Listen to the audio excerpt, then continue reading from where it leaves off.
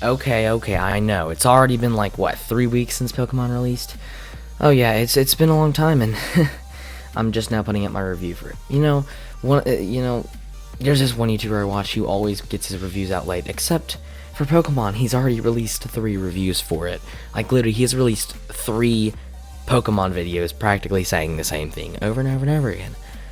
Don't I don't think know if that counts as a scam because he's just getting more views, but that doesn't matter. He's still one of my favorite YouTubers. I'm not gonna say his name. You probably know him anyway. If you're a good Nintendo fan, you obviously know who this guy is. Anyway, welcome to my channel. Welcome to my video. This is actually my first completely scripted video, so I don't know how long it's gonna be. I don't know how long it's gonna take me. I don't know how it's gonna do. I probably don't think it's gonna do well because 113 subscribers isn't enough. No one can ever have enough subscribers, but I'm trying my best. So yes, today we're going to be reviewing Pokemon Sword, Shield, and Gun. I wish. But anyway, these games are amazing. I've played them myself.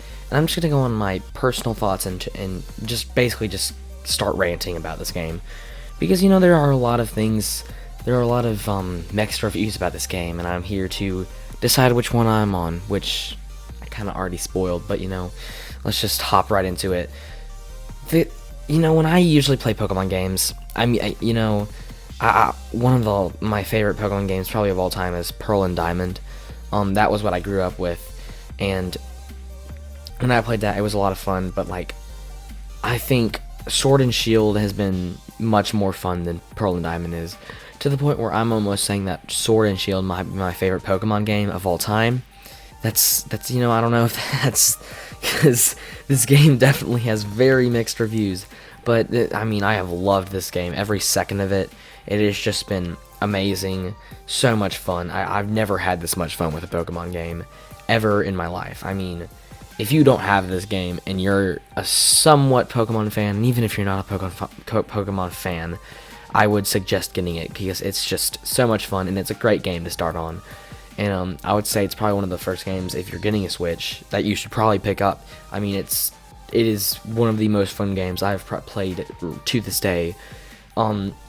Again, I don't think it's better than Breath of the Wild or anything, but it's a good game. I really enjoy it. And yeah, that's my personal thoughts. Now we're gonna actually start getting into the actual details and the actual review. Now I kind of was wondering how I should review this game, and so after I started thinking about a review, this is one of the first statements that everyone knows that came to my mind: the good, the bad, and the ugly, because that's a perfect definition of Pokemon Sword and Shield. Now, I don't want to exactly start with good, because, then the video is going to end out on a bad note, and, I just don't want that to happen. So we're going to go backwards. We're going to start with the ugly, go to the bad, and then go to the good. And now, without further ado, let's just start the review. The ugly. I think you know what's coming. The trees. Yeah, if you are playing this game and you've seen a picture of the Pokemon Sword and Shield trees, they're pretty bad. It's pretty bad. They're not, they could definitely be better. They're not, no. They're horrible. We're just gonna move on from that. That's just kind of more proof that the game was a little rushed. I do think that Sword and Shield maybe was a little rushed. Game Freak rushed the game. Again, I don't really think it was. I still don't think it was that rushed, but I do think that in some ways they could have definitely put in more work. And just some more proof. And another part of the ugly is that there are some Pokemon that just straight up have horrible battle animations. And what they'll do is their body will go completely rigid. They'll jump up and down and twist their body a little bit. It's like you picked up an amiibo or something and shook it around a little bit. It's seriously, it's definitely not the best. They could have definitely done better with just both of those things, the trees and the battle animations. And this is just a wish. I don't think this counts as an ugly, but I kind of want to put this in how, in the wild area, you're able to turn around turn your camera 360 degrees. I really wish you could do that in the big cities and just everywhere else in general, because once you get used to that in the wild area and you go into somewhere else and you try to turn the camera and it doesn't work, it kind of makes me mad because I really want to turn that camera a little bit, get like the bigger scope, because what if they had turned like Pokemon Sword and Shield into something like Breath of the Wild? That would be insane. Which I think eventually they're gonna do that, but Sword and Shield, I guess, was just a step in that direction. And so yeah, that's just a wish. Now we're gonna get on to the bad things. Not like, it just doesn't look good. I mean, just like the things that are just straight up bad. And the first one, in my opinion, is Team Yell. I don't like Team Yell. That really, when, I kind of thought they were gonna maybe do something like this when they announced, like, Pokemon fighting was like, a practical sport. And that was what everyone watched, and everywhere you went around, everyone's like, oh yeah, you're that gym challenger. And I kind of saw them having some sort of team that revolved around that. But Team Yell is just a bunch of crazy fans that try and fight you, and I mean, like, it's just, I don't really like because like they follow around Marnie, and I mean, it just feels weird because it feels like there were teams like that had an actual purpose. Like in Pearl and Diamond, it was, I believe, Team Galactic, and it was just fun having Team Galactic because they would always have the lead trainers would always be saying stuff like, yeah, we're gonna start controlling Pokemon and using Pokemon for energy and all that crazy stuff that is really bad. But Team Yell is just like, oh, we want our gym challenger to win, I'm gonna fight you. And to me, it just feels cringy, and it just feels like Team Yell is just stupid. But again, I mean, there are probably people that like Team Yell, so don't let me sway you. Anyway, now I'm gonna go on to the next one, and again, this has probably been one of the biggest problems, and this is the bad's very small section. This is a very small section, the bad is. Like, literally, this is the last thing I have written down for the bad, and that's the Pokedex, and not for the reason you're thinking. You see, what made a lot of people mad was the fact that it was like half the size of every other Pokemon game ever. Most games have 800, they cut this down to 400. That is not my issue. Again, it still feels like there's tons of Pokemon in the game, and really I just like having less Pokemon, because when you're always running into new Pokemon, you don't know which one's better. You're just gonna start getting confused.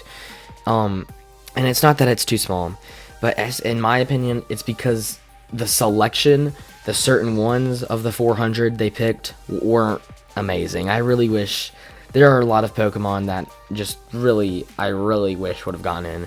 First of all, my favorite Pokemon of all time, Jigglypuff. Now, I know a lot of people hate this Pokemon, but I don't know, I've always liked Jigglypuff. And to see that Jigglypuff's not in Sword and Shield kind of makes me mad. And there's a lot of others, like Squirtle isn't in the game. I'm pretty sure Ivysaur, Bulbasaur isn't in the game, but for some reason Charmander is, or Charizard or whatever, I don't know, one of those. But basically, there are just a lot of Pokemon that are missing. A lot of famous ones, the ones that are in Smash. I'm pretty sure there's like one Pokemon that's from Smash. Well, two, Pikachu and Charizard. And if there are any more, then tell me, because I don't know. But basically, there was just a lot of famous Pokemon missing that people really liked, and I kept seeing these I kept seeing these websites, these reports and all that, saying your favorite Pokemon probably isn't in Sword and Shield, and they weren't joking, because my favorite Pokemon isn't in Sword and Shield. So yeah, that's it for the bad. Again, the bad's over. Now we can go on into the good, which the good is a massive section. I don't know, I've already been recording for 9 minutes. I probably need to hurry up. So yeah, here is the good and everything about it. First of all, this isn't really a bad part, but this is me. A lot of people were mad about this, and I personally don't think this is a bad part. I really didn't hate it. A lot of people said that the dialogue at the beginning of the game, and just the beginning of the game in general, drags. Which, I mean, I can see what they're thinking. It took me about 3 hours to beat the first gym. Yeah, that's how long it takes. Probably 3 to 4 hours. I don't even know. Something around that. But it was that long until I beat the first gym. And, I guess the dialogue is also a big thing, because it feels like the dialogue just goes on and on and on. And I didn't really agree with that. I thought the dialogue took a little bit longer. But I think that the people who are complaining about this are just slow readers. No offense, but it's really not that bad. It's not something you should be complaining about. So yeah, I personally liked it. The plot, which is my first bullet point in this section, I really loved the plot. The plot of the entire thing. Just like the so many different side stories going on in this thing. is amazing. First of all, you have your journey as a gym challenger, your journey with your friend and your rivals, and then you have another one with Sonya, the I don't know, the scientist lady thing, I don't know, but basically she would always be like experimenting and was trying to look for the source of Dynamaxing, which we're going to be talking about a little later. And basically it was I guess basically just the side story of the mysteries of the Galar region, and all of that was just I really like it. And yeah, I really like the plot. The plot has really kept me going, along with everything else. And yeah, even Team Yell's and like Team Yell being in it, even though I don't like Team Yell, I just like, maybe that's just another side of the story that I like. I don't know. But basically, I just really like the plot. And I also, this is kind of off script, so hopefully I do this okay. The Galar region itself, I really love everything about the Galar region. We're going to talk about the wild area later, but I like all the different cities and all the themes for the cities, like the fairy city and the ice city, all of that. I really love those. And I've really enjoyed the Galar region, and I think it's just a little bit different, and I like its difference for that. So I've really liked the Galar region. Another thing is this is another good thing that really has also kept me going, and it's the rivals themselves. I've already kind of talked about it, but the rivals are awesome, and I really love having all these rivals. Usually you only have two, one of them being like your low-key friend you see every other city, and the other one being your literal best friend that literally is almost all, you always see him like everywhere. And you have a few of these, and the first one's Hop. He's your best friend that you start off training with, and you literally battle your Pokemon with him like every 5 seconds. You battle him so many times. And then you got Bede, which is that rich, spoiled kid that, the chairman endorsed and all that crap. And he's the one that you literally beat every Pokemon battle because he's actually horrible. And he's, I just kind of like having him around because, every time he sees you, he like brushes his hair, and I really don't like it or whatever. It's just cringy, but I like having him around. And in this game, you have a third rival, and that her name is Marnie, and she's the one that Team Yell's her fans practically saying that she's gonna win. And who knows how she got that many fans already. But basically, my only complaint about Marnie is her Pokemon. I can't remember. Morpeka, that's what it was. Morpeka, I don't know how to say it. But it's like the Pikachu thing. Literally, I hated that fight. You know what? This crap kept happening to me, where she would bite my Pokemon, and it would do like a heck ton of damage, and then my Pokemon would flinch and couldn't move. And it probably did that 90% of the time. And when I actually got to land hits on him, it was annoying. And then I had Morpeka almost dead, and she used a super potion. Anyway, I don't want to talk about it. I like Marnie, but that battle was the most stressful crap I've ever had to deal with. Now, I guess this could be kind of I don't know, maybe a fourth rival. Leon, you haven't even fought him yet. You don't fight him until the very end. He's the champion, and he's Hop's older brother. So I really like having him around. He's pretty cool because you see him every once in a while, and he's like, oh yeah, good job, you're doing a great job, man. And it's also kind of cool because you kind of both know that eventually your battle is gonna come up, and y'all are gonna have to battle, and they're just keeping it low. And so yeah, I really like that. The rivals have been a lot of fun. The rivals without the rivals, I probably wouldn't like this game at all. The next part is the Pokemon battles themselves. I really have enjoyed just having the battling in general. Now, first of all, when I played Pearl and Diamond, my biggest complaint about the game was that the Pokemon battles dragged, and they took forever. And yeah, maybe they still do, but they're more enjoyable. They've done a lot of things to make them more enjoyable, like, animations, all of that stuff.